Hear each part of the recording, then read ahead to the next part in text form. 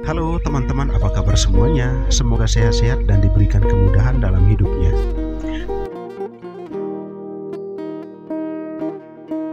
Berbicara mengenai Pulau Kalimantan, pasti tidak bisa dipisahkan dengan suku Dayak. Istilah Dayak sebenarnya digunakan secara umum untuk menyebut orang-orang asli non-Muslim dan non-Melayu yang tinggal di pulau tersebut. Secara etimologis, kata Dayak berasal dari kata Daya yang berarti hulu sungai atau pedalaman. Kata ini diambil dari bahasa Kenya. Suku ini dikenal sebagai suku asli yang mendiami Pulau Kalimantan, yakni Kalimantan Barat, Kalimantan Timur, Kalimantan Tengah, Kalimantan Utara, dan Kalimantan Selatan.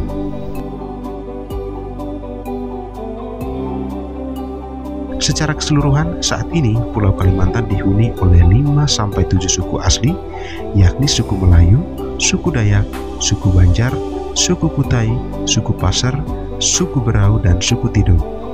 Suku Dayak menyebut dirinya dengan kelompok yang berasal dari suatu daerah berdasarkan nama sungai, nama pahlawan, nama alam, dan lain sebagainya.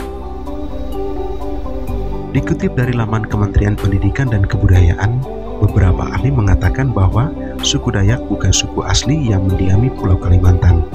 Mereka merupakan keturunan imigran dari Provinsi Yunnan, Cina Selatan, tepatnya di Sungai Yangtze Kiang, Sungai Mekong, dan Sungai Menan. Sebagian dari kelompok ini melakukan perjalanan ke Semenanjung Malaysia dan kemudian menyeberang ke bagian utara Pulau Kalimantan. Imigrasi yang dilakukan diperkirakan terjadi antara 3000 sampai 1500 sebelum Masehi ketika masih zaman glasial atau zaman es. Nah, konon mereka bermigrasi hanya dengan perahu kecil. Seorang tokoh Kayang mengatakan suku Dayak merupakan keturunan Indochina yang bermigrasi pada abad ke-11. Suku Dayak hidup secara terpencar di seluruh Pulau Kalimantan, baik yang masuk wilayah Indonesia maupun yang masuk wilayah Malaysia. Mereka hidup menyebar dengan menelusuri sungai-sungai hingga ke hilir dan mendiami pesisir Kalimantan. Terdapat 6 rumpun suku Dayak, yaitu rumpun Punan, rumpun Klementan, rumpun Apokayan, rumpun Iban, rumpun Murut, rumpun Ot, dan Numgaju. Rumpun Punan dikenal sebagai suku Dayak tertua, sementara itu rumpun lainnya merupakan hasil asimilasi dari Dayak Punan dengan kelompok Proto-Melayu. Dari ke-6 rumpun tersebut masih terbagi lagi menjadi 405 subetnis. Meskipun terdiri dari ratusan subetnis, mereka tetap memiliki ciri khas kebudayaan yang hampir sama, yakni rumah panjang, hasil budaya material seperti tembikar, mandau, sumpit, beliong atau kapak Dayak, pandangan terhadap alam, mata pencaharian atau sistem perladangan, dan juga seni tari. Seperti suku lainnya, suku Dayak juga memiliki pakaian adat yang disebut sebagai King Baba dan King Bibinge.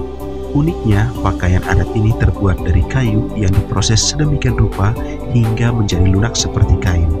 King Baba merupakan pakaian adat pria yang terdiri dari baju tanpa lengan, celana panjang, ikat pinggang, dan penutup kepala dengan hiasan bulu burung enggang.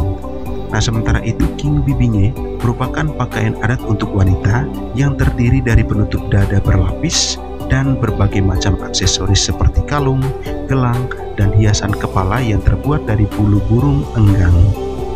Rumah adat suku Dayak adalah rumah betang atau rumah panjang.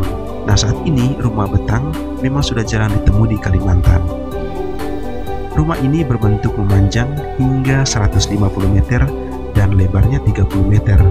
Rumah ini dihuni oleh keluarga besar yang bisa mencapai 100 orang.